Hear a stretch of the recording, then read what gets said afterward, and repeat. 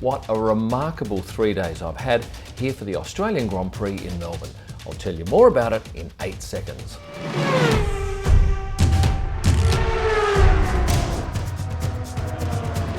I bet you're as disappointed as I am that the Australian Grand Prix is not proceeding, but there was plenty going on both in front of the cameras and behind the cameras. And in this video, I'm going to let you in on what I saw throughout these 3 days that I was here at the Melbourne Albert Park track. But first, I need to acknowledge LuxuryBazaar.com for getting behind these videos.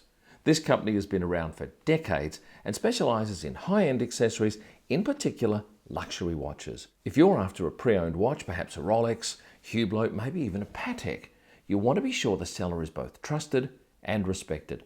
LuxuryBazaar.com is both.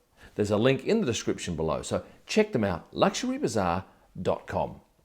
So let me step it back and I'll get right through to the end bit, which was today when it was actually cancelled towards the mid to the end of this video. But I want to step it back to the Tuesday. I got in Tuesday night, came to my sister-in-law's house where I'm filming this particular video for you. So it's perhaps not the same production value as you'd get from my Perth studio.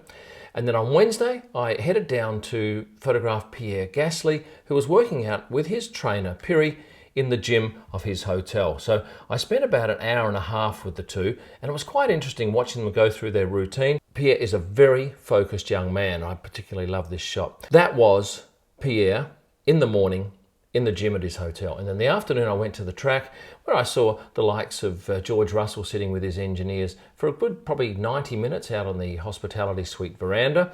A lot of the drivers were in their plain clothes. George here wearing his Lewis Hamilton, Tommy Hilfiger collaboration top.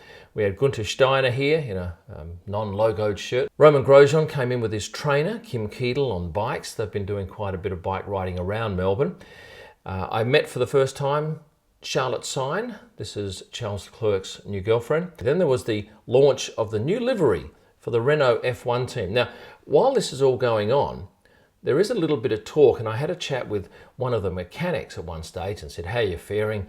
How are we looking?" And he said, "Well, there's been a couple of guys go for testing for the virus." And I said, "Oh." He said, "Yeah, one from McLaren, two from Haas. Don't know much more." So already I could sense at that stage on the Wednesday that there was a bit of nervousness amongst some of the teams and certainly the personnel, and that was made evident to me in that particular comment. But getting back to the launch, Daniel and Esteban came out and revealed the new livery. So the two drivers were very careful. They didn't want to mix with any of the patrons. They were, and somebody mentioned that Esteban is a very slight guy with not much body fat, and he is perhaps more susceptible to things like a virus that's going around. And so he excused himself, as did Daniel, from the client function that followed afterwards. So at this point, I get a feeling that there is a little bit of nervousness in the paddock, and perhaps people are just being a little bit careful. And certainly there was plenty of hand sanitizer going around. And I think everybody was just wary. There was no shaking hands. There was a bit of fist bumping, elbow touching, waving, back slapping. I'm going to jump forward now to Thursday morning. This is media day.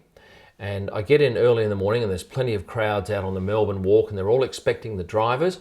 And I was told by a number of people early on that the drivers will not go anywhere near those spectators. They will stay well away from them because it's not worth the risk. So here's this lovely Melbourne Walk, and over to this side here is another path. Now a lot of the drivers went down that path, totally avoiding all of the spectators here on the right hand side. Zach Brown, he didn't mind. He stopped and signed autographs with the people at the Melbourne Walk. But most of the others, and by the way, there's a whole throng of photographers here waiting for shots. But unfortunately, and I think the shot that we were all looking for is a driver with all of these lovely flags. No, you can't see them in that shot. All these lovely flags down here in the background. But I think at best there was maybe 4 of them that walked down the Melbourne Walk. The rest walked on that other passage here over here, which is not a very good shot. And they had a lot of media hanging around them. They were very quick to get in the garage. This was the shot of the race, I thought. Esteban was the only one wearing a face mask, and he, I think, summed up the mood that was in the paddock that day. I only ever saw one other photographer wearing a face mask as well. In the afternoon, we had the driver portrait session. Every driver had to roll up between, 10 past 12 and 2:30, stand on this black backdrop, or against this backdrop, and we took shots of them with their helmets in their hands. So we had Checo. Now this was the only one. If you have a look up here, this is where we have this shaft of light come through, and he's the only driver to have that. So it's not a skunk stripe, it's not dyed, it is just a pure light streak coming through the umbrellas on top. And the last driver up was Lewis Hamilton at 2:30. Later in the press conference, if you saw that or read the transcript, you'd know that Lewis wasn't that happy about being in Melbourne for the Grand Prix. He didn't think the race should be going ahead. I was down in the paddock talking to some people, and I found out that not only did we have a McLaren crew member and 2 Haas, we had 2 more Haas and I think 3 other guys, garage guys, out with testing. So at this stage, nobody had returned a positive test, but there was much talk. And then later in the afternoon, I found out that there was a photographer. I think it was an Australian, certainly someone I didn't know, but I think it was a local photographer who was also in for testing. So that brought the number to 10. And at that point, everyone I spoke to is expressing grave doubts that this event is going to go ahead. Last night, Thursday night, I hear that the McLaren crew member has come down with a positive test. And then I thought, right, now we're in real trouble. Knowing how much money is riding on this event and what the other sports in the world have done with NHL and American basketball and talk here of Australian football having some sort of limitations placed on crowds. So I'm thinking, right, what's happening? So I'm talking to a number of different people and everyone's quite nervous about what's happening. And then I think, right, I'll go to bed. I'll put up a post just saying that there is some doubt and somebody's returned a positive test. I'll go to bed, and in the morning, being today, what are we, Friday? Yeah, should be FP1 and FP2 day, that we'll have an answer there. So I wake up the first thing this morning and I see this headline, Grand Prix to be cancelled. So I get up quite early, go to the track, and when I get there, I find that there is hardly anybody in the paddock because I'm there at about 8. Yeah, about 8 o'clock this morning. So there's no one there. We get Ross Brawn come in, and straight away one of the TV reporters chases him and says, Ross, so what's going on? And he just refuses to give an answer. Now, if there's a race going ahead, it's very important that they get people to that race, and they would do that by saying, no, we're definitely going ahead. And because he didn't confirm it was going ahead, I figured it wasn't going to happen, and those reports were correct. And then I see all of this stuff outside the Red Bull garage, and I initially think that, hey, they're packing up, and that actual fact, that is freight incoming, which I found out a short time later. Then we get all of the crew standing outside of the paddock. Now remember, there's a curfew, and they can't go in until 3 hours before the first session. That's 9 o'clock. So I see these people out here waiting, and then I realise there's only 5 crews. There are 5 teams not present, and the gates are going to open any second now. And those 5 teams were Mercedes, Ferrari, Red Bull, Renault, and obviously McLaren. Now, I'd found out last night, very late, that the single guy that was tested positive from McLaren, he'd obviously in quarantine, but all of the guys that he was mixing with also were quarantined. So they now are holed up in a hotel here in Melbourne for 14 days, each with their own room, and they can't leave the room. Heading back here, we see all the teams come in, one by one. They come in, the 5 teams that are there. I see no guys from the garage from Red Bull. I see all their marketing people, their press officers, and their management come in. Christian Horner's there, as is Helmut Marko behind him. And then I see all of the Alfa Romeo crew having breakfast, and I think, FP1, 2.5 hours away, you're not normally having breakfast. So these are all clues that something's not quite right. All of this freight sitting out here in the middle of the paddock on a Friday. It never happens. Then I go out the front to pit lane, still screens in front of Mercedes and the Ferrari camp and a couple of other garages, obviously McLaren because they're not having any staff in there that day. The pit lane, there's a little bit of activity, but certainly nothing like you'd expect on a normal race day. So all these things are adding up. Then I'm getting mixed messages. It's going ahead, it's not going ahead. And then somebody says Kimi and Seb caught the 6 a.m. flight out with Emirates to Dubai. And then somebody sends me a manifest with their name written on it. But then I think, well, they could have booked that seat just in case. And that manifest gets printed with their name on it, but they don't have to turn up. They just cancel and there's no charge. So interesting times in the pit lane. Out on the track, there's nothing. As you can see, the gates weren't due to open yet.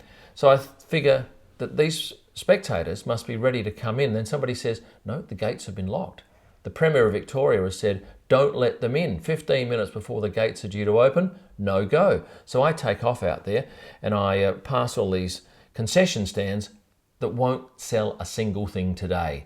And that's a very sad thing, because some of these companies spend a lot of money and they think, right, we're going to make a killing. We've got 4 days to sell lots and lots of stuff, and they sell nothing. So it's, as you can see, devoid of punters. They're outside the gates. This is just the main gate. I shoot them, and then I go a bit closer, and there's a good few thousand, and there's no communication with them. They have no idea what's going on.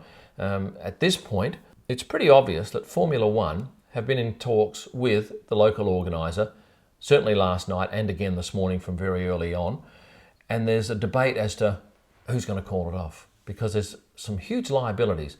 If one party calls the race off, well, then the other party, I guess, needs to be reimbursed. So nobody wants to be the body that calls the race off. So at this point, I'm thinking, right, any minute we're going to get an announcement. So I pen a post ready to go, knowing that the moment I get an email, because I'm on the media email list, I can put something up. And within a minute of me getting that email, luckily I was on my phone and I could do it from the paddock. Within a minute of me getting it, I had a post up and it went crazy. And as you can imagine, if you're not here in Melbourne, there's huge disappointment. And even if you are situated wherever you are, yes, there's huge disappointment. You're expecting to see FP1 quali, a race, and you get nothing. And all these people who've made all this effort to get here are stuck outside the gates with no information. Eventually, I guess they find out somehow and word spreads, and then they eventually leave, and refunds have to be worked out afterwards. And then the packing up starts. And then we have Christian Horner about to face a throng of media outside the hospitality suite of Red Bull. And then at 11:45 there is a general press conference. And I'm figuring there's probably 200 to 300 people standing around with the 4 main players from F1. Chase Carey, Michael Massey on the outside, and the 2 gentlemen from the Australian Grand Prix Authority. And they combined address this media throng of people and run through what's transpired prior, why it was made, who was involved in that decision, but not much more. And there were several questions about what's going to happen with Bahrain, what's happening with Vietnam. Are we likely to see a start anytime soon to the season? And then somebody came up to me and said, we won't be going to a race until Baku. Now, Baku, I think, is 5 or 6 races in. So that would have meant we lost the Australian race, what's the next one? Bahrain, China, we've already lost. Vietnam, first year, but somebody said, no, Vietnam might be put back in between, in the middle of the summer break, and we'll have no summer break this year. And then Holland, I thought, if we lose Holland, that's hugely populated in terms of crowd. So as you can see, it was a very fluid series of things happening, and really up until that moment that email was sent out this morning, we're all guessing. But in the end, it turned out that yes, it is cancelled. No spectators got in. There were no cars on the track. Oh, I beg your pardon, there was the 2-seater which went around early in the morning, the demonstration car, and actually spun and came off in the kitty litter. But apart from that, that was the only action we saw on the track.